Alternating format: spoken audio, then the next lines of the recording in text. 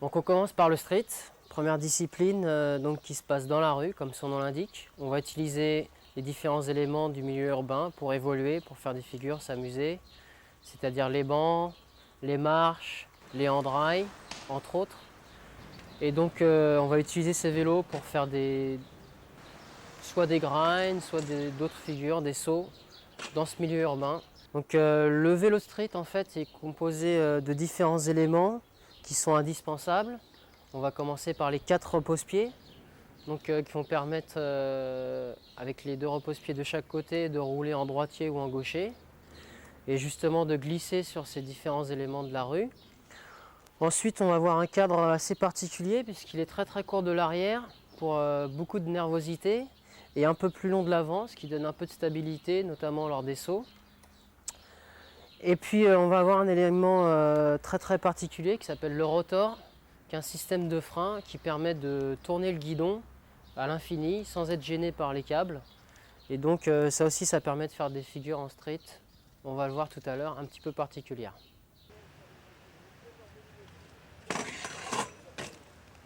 Bonjour, je m'appelle Lotfi Amadi, je fais partie du groupe Mexicos. Je vais vous présenter les bases du street. Donc une discipline qui nécessite quand même quelques points de sécurité, c'est-à-dire avoir des protèges tibia, des protèges genoux, des protèges coudes et éventuellement pour les figures les plus délicates, un casque. Donc on va commencer par le ollie ou bunny up, ce qui est hyper important dans le street parce que c'est la base. Quand on fait le bunny up ou le ollie, après on peut faire tout ce qu'on veut. On peut surtout faire toutes les autres figures. Donc c'est simple, il faut rouler doucement pour apprendre déjà. Il faut avoir ses pieds bien au milieu des pédales. Donc il faut tirer sur ses bras, mettre un peu son corps un tout petit peu en arrière. Et dès que la roue avant est bien levée, donner un coup brusque avec le rein. C'est-à-dire tu lèves le rein et tu fléchis les genoux. Et normalement, c'est un mouvement de bascule en fait. Donc tu lèves l'avant et avec un coup de bascule de ton rein, tu lèves la roue arrière.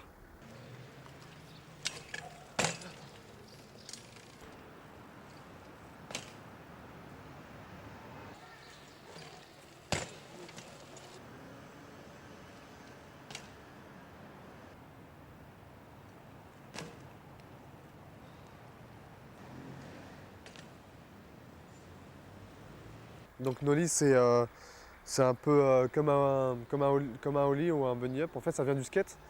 Donc c'est lever la roue arrière avant la roue avant. Donc en fait le mouvement c'est celui-là en fait.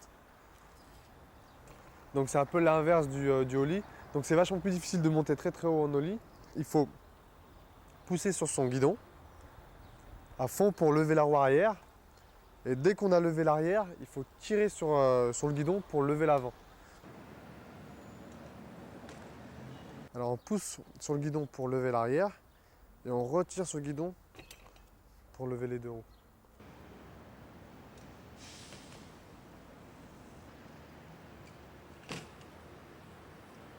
Le bunny up buzz driver est une figure qui consiste en fait à faire un bunny up, puis après à faire tourner à 360 degrés le guidon.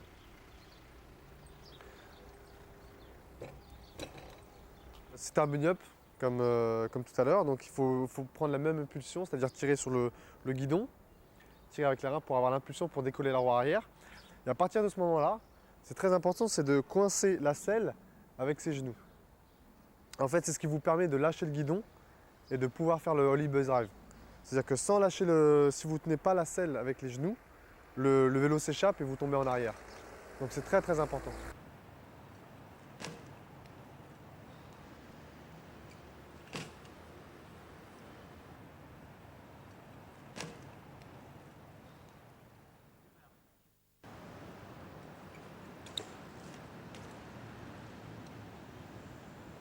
Donc pour le bunny up 180 ou le ollie 180, donc c'est encore un truc un peu différent. Donc il faut déjà bien avoir appris le ollie, donc la bonne impulsion. Il faut tirer sur la roue avant. En même temps, il faut que ton visage y tourne. Et en fait, c'est le haut du corps qui t'amène dans 180. C'est-à-dire que quand tu tires sur la roue avant, ton buste doit partir vers la gauche ou vers la droite, si tu es gaucher ou droitier. À partir de là, ça commence à monter, ta roue avant elle commence à monter, à tourner. Et après, tu donnes un coup de rein. Et au lieu de le donner normalement latéralement, tu donnes vers la droite ou vers la gauche. Et donc c'est ça qui te fait tourner. Donc après, tu n'as plus qu'à rouler en arrière et faire demi-tour.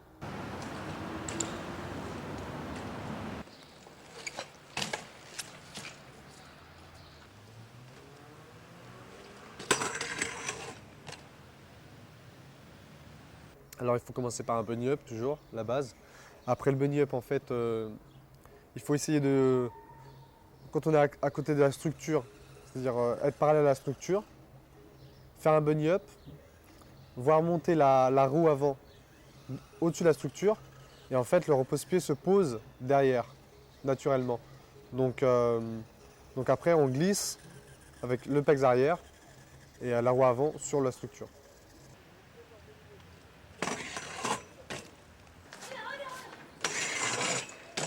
Après on a juste à tirer pour ressortir refaire un bunny up pour ressortir de la structure.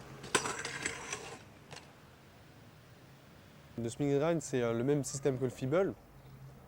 Donc on est à côté de la structure toujours. On est parallèle à la structure, on va faire un bunny up ou un ollie. Et au lieu de, comme ça s'appelle, de trop lever la roue avant, on va tirer l'arrière. On va énormément tirer l'arrière pour poser la roue arrière sur la structure et pousser l'avant pour que le pegs se mette sur la structure. Donc là, à l'inverse du feeble, c'est le pegs avant qui glisse à l'avant et la roue arrière qui glisse sur la structure. Donc ça fait pegs avant, roue arrière.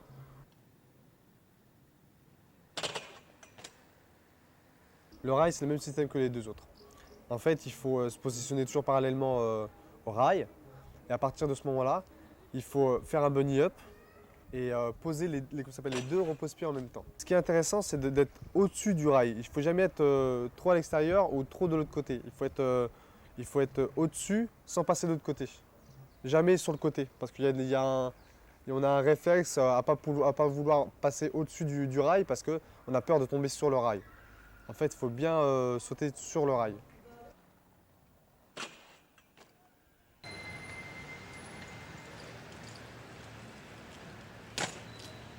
Donc le manual, c'est une figure en roulant. C'est un bunny up sur une petite structure ou sur un petit trottoir.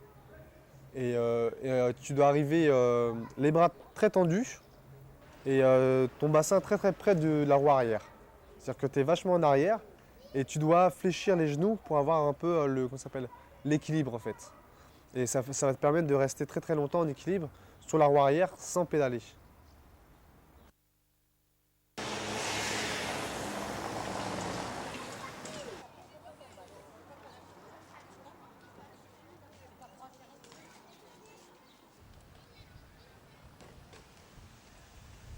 Alors le nose bump, il y a deux façons de faire le nose bump. Une perpendiculaire, qui est assez dangereuse, assez difficile, donc il faut mieux éviter. Il faut commencer par celle qui est parallèle à la structure. Vous arrivez parallèle à la structure, vous faites un bunny up comme d'habitude, et vous posez la roue avant sur la structure, et vous poussez sur le guidon pour pouvoir passer la roue arrière. Et en fait, la roue arrière retombe dans le vide, et vous retirez sur le guidon pour retomber de l'autre côté.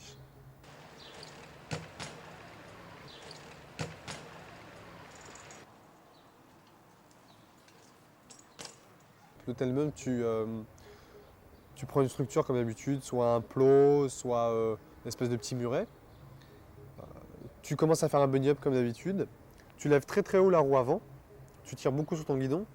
Tu donnes un grand coup sec. Tu fléchis les genoux et tu donnes un grand coup sec avec le bassin pour poser la roue arrière sur le petit muret. Et quand tu as posé la roue arrière sur le petit muret, tu retires sur le guidon et tu redonnes un coup de rein. C'est-à-dire que tu arrives sur le muret avec la roue arrière et tu repars aussitôt. Et tu arrives de l'autre côté.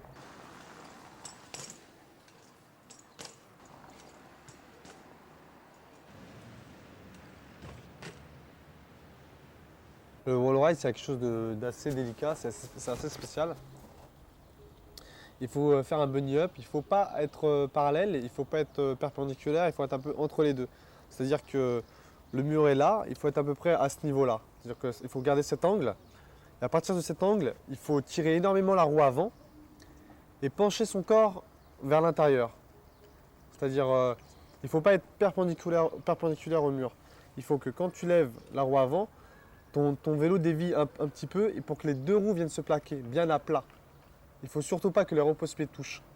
Et après, pour sortir, il faut retirer avec la roue avant. Il faut retirer sur le guidon pour que la roue avant et tout le vélo décolle du mur et revienne sur le sol.